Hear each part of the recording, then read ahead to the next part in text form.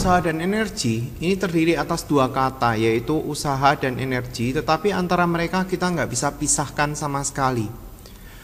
Usaha di dalam kegiatan sehari-hari itu diartikan sebagai suatu tindakan yang sungguh-sungguh untuk mencapai suatu hasil. Jadi ada suatu tujuan tertentu yang dikejar.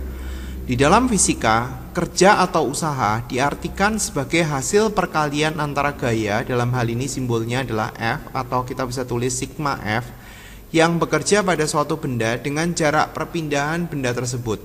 Jadi maksudnya kalau misalnya kita punya satu tembok, ini adalah suatu tembok dan ada satu orang yang mungkin dengan ngototnya dia berusaha untuk mendorong tembok ini dengan gaya berapapun, misalnya dia punya gaya 500 Newton, tapi dalam kenyataannya kan temboknya sama sekali nggak bergerak kan, berarti dalam hal ini dikatakan bahwa dia nggak ada usaha menurut fisika, padahal menurut dia sudah berusaha loh.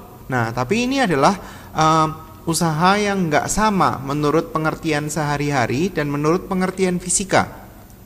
Karena menurut pengertian fisika harus ada gaya yang bekerja dan harus ada perpindahan. Kalau dia nggak ada perpindahan ya berarti nggak ada usaha. Ya kalau misalkan kita bayangin kayak seperti ada seseorang nih, misalnya nilai IPA dia di semester 1 adalah 78. Bahan IPA daripada semester 2 katakanlah lebih susah daripada semester 1 dan hasilnya tetap 78. Nah menurut fisika ini tuh sama sekali nggak berubah, nilainya kan sama-sama 78. Berarti meskipun katakanlah semester 2 itu lebih susah, tetap aja dikatakan bahwa menurut fisika ini nggak ada usaha namanya. Nah agak beda kan ya. Padahal ya memang dia sudah berusaha, bahannya lebih susah kan. Jadi pengertiannya agak berbeda antara fisika dengan kondisi sehari-hari. Kemampuan untuk melakukan usaha dikatakan bekerja. Kemampuan untuk melakukan usaha lah ya.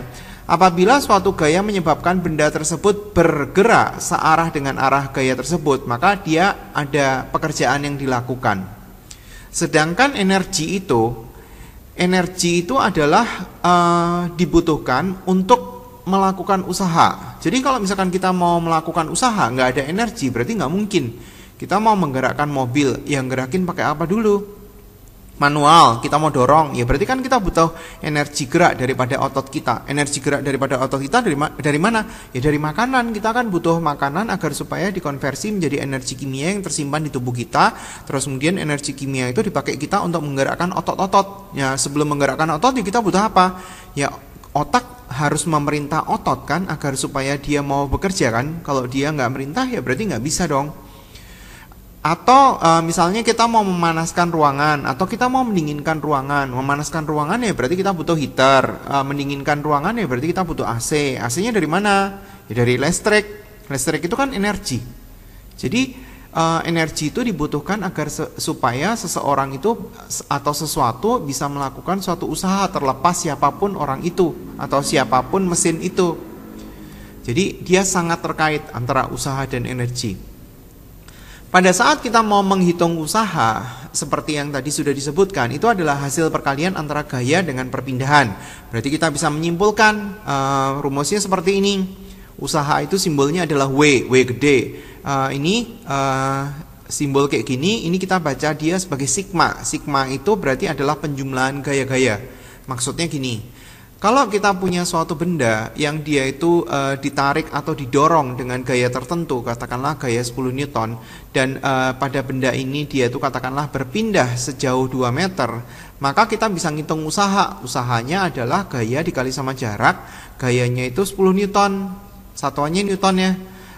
Jaraknya itu 2 meter, berarti kita bisa tulis ini adalah 20 Joule. Jadi untuk satuan kita bisa tulisin seperti ini. Ada dua sistem satuan. Yang pertama adalah sistem satuan MKS. Ini singkatannya meter, kilogram, second. Yang kedua adalah sentimeter, gram, second.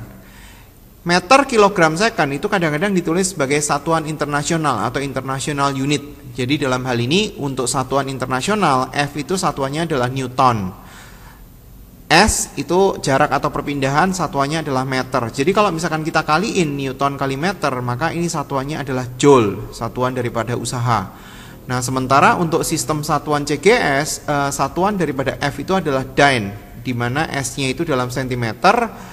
Dyne kalau misalkan kita kali sama sentimeter, namanya satuannya itu adalah erg dengan ada konversi tertentu. 1 Newton itu adalah 10 pangkat 5 Dyne. 1 Joule itu adalah 10 pangkat 7 erg. Nah, itu satuan energi tapi dalam satuan CGS. Misalnya kita punya benda lain yang kepada benda itu kita lakukan beberapa gaya. Misalkan di sini ada 20 Newton, di sini ada 10 Newton, terus kemudian ada gaya yang lawan di sini ada sebesar 2 Newton, terus kemudian di sini ada katakanlah 100 Newton, di sini misalnya ada yang lain katakanlah 80 Newton dan seterusnya. Terus kemudian di sini katakanlah ada 20 Newton lagi dan benda ini berpindah menurut arah horizontal sejauh 5 meter. Berarti kalau misalkan kita mau nyari usaha ini berarti ada dua arah. Usaha untuk arah sumbu X, maksudnya menurut arah horizontal, dan usaha menurut arah sumbu Y. Kalau kita lihat untuk arah sumbu Y, berarti gayanya ini adalah arah sumbu Y. Sigma gaya ini kita bisa tulis sigma itu berarti adalah paduan gaya. Atau kita bisa bilang ini adalah resultan gaya. Resultan gaya itu kalau kita punya banyak gaya, kita ganti satu, hasilnya berapa? Nah, itu namanya resultan gaya. Kalau kita mau nyari tahu untuk yang arah sumbu Y, dalam hal ini perpindahannya 0, berarti W-nya itu adalah 0. Jadi dia nggak ada usaha untuk arah sumbu Y. Kenapa? Karena benda ini berpindah menurut arah sumbu X. Dalam hal ini sumbu X itu adalah sumbu horizontal. Jadi kalau misalkan kita mau nyari tahu resultan gayanya adalah sigma gayanya itu kita cari tahu dulu. Karena benda ini bergerak menurut arah ke kanan, berarti gaya-gaya yang arahnya ke kanan 10 Newton dan 20 Newton ini berarti kita tulisin dia sebagai positif. Jadi kita tinggal tulis 10 ditambah 20 dikurangi sama 2. Kenapa dikurangi? Karena 2-nya itu arahnya melawan daripada gerak. Jadi dia ada minusnya. Jaraknya adalah 5. Nah, ini tinggal dihitung 10 tambah 20, 30 kurangi 2 berarti 28. Kalau misalkan kita kali 5 berarti hasilnya adalah 140 Joule. Nah, ini usaha. Nah, sekarang kalau misalkan kita ngelihat energi itu sebenarnya ada banyak sekali energi yang sebenarnya nanti akan kita kenal dan akan kita pelajari. Yang pertama adalah energi kinetik. Energi kinetik adalah energi yang dimiliki oleh benda-benda yang mempunyai kecepatan terhadap acuan tertentu. Terus kemudian ada juga namanya itu ada energi potensial. Energi potensial ada banyak. Ada energi potensial gravitasi, ada energi potensial pegas. Terus kemudian ada energi potensial yang lain yang kita nggak pelajari. Terus kemudian kita juga punya energi listrik. Kita juga punya energi daripada magnet, atau mungkin kita juga punya energi yang tersimpan pada kapasitor, atau kita juga punya energi daripada cahaya, atau kita juga punya energi daripada panas. Di mana energi-energi ini itu nggak bisa dimusnahkan atau nggak bisa diciptakan, tetapi energi-energi ini itu bisa dikonversi dari satu bentuk energi ke bentuk yang lain. Contoh, misalnya kita mau mengkonversi daripada energi listrik menjadi energi cahaya, ya berarti kita butuh lampu, karena lampu akan mengubah energi listrik menjadi energi cahaya. Kita punya energi daripada gerakan air, jadi maksudnya dalam hal ini adalah ada air yang dibendung, terus kemudian dia diubah menjadi gerak, ya berarti kita butuh turbin. Jadi kalau misalkan kita punya air, misalkan di sini kita ada aliran air yang kita bendung, ini ada bendungannya. Nah, di bagian bawah di sini ada dikasih turbin. Nah, pada saat airnya melimpah ke bawah, maka turbinnya ini akan bergerak dan gerakannya ini akan menghasilkan energi listrik. Jadi dia bisa dikonversi. Nah, dalam konversi ini nggak selalu dia itu bisa 100% konversi. Jadi biasanya cuma sebagian, tapi kita belajarnya nanti ya. Nah, di antara dua energi yang kita pelajari dalam hal ini adalah energi kinetik, energi yang dimiliki oleh benda-benda yang mempunyai kecepatan, dan kita juga belajar tentang energi potensial gravitasi. Energi potensial ini sebenarnya definisinya adalah energi yang bisa dikonversi menjadi energi kinetik. Ini namanya potensial kan. Nah, energi potensial gravitasi itu adalah energi yang dimiliki oleh benda-benda yang mempunyai ketinggian terhadap acuan tertentu.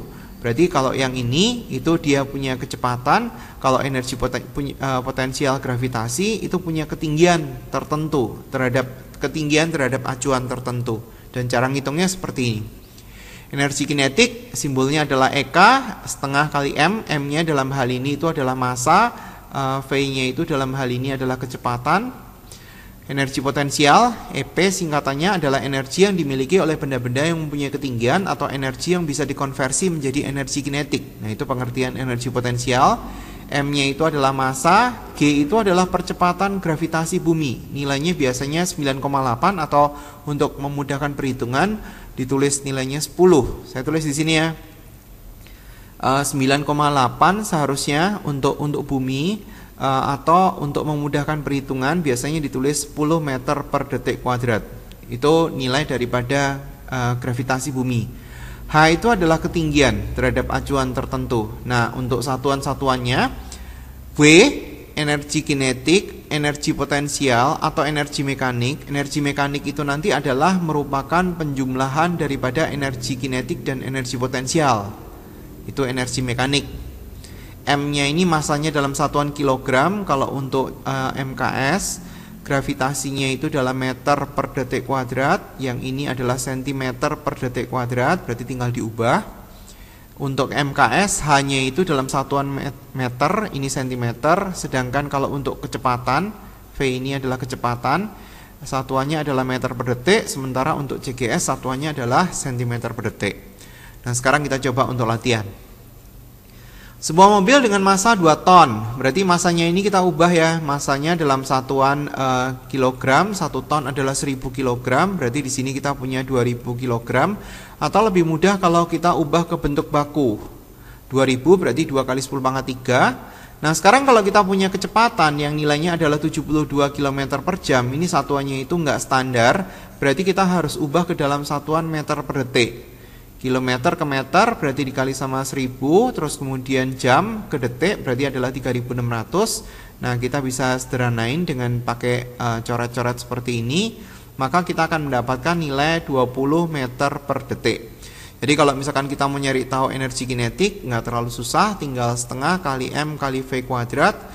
Masanya kita tinggal isi pakai bentuk baku, V-nya juga kita isi, 20 kita kuadratin, ini bisa coret. 10 pangkat 3, 20 itu berarti 400 atau 4 kali 10 pangkat 2. Nah, ini sama ini dikaliin. Ingat kalau misalkan dikali berarti ke pangkatnya ditambah ya. 10 pangkat 3 tambah 2. Berarti hasilnya adalah 4 kali 10 pangkat 5. Satuannya adalah Joule. Sekarang kita latihannya.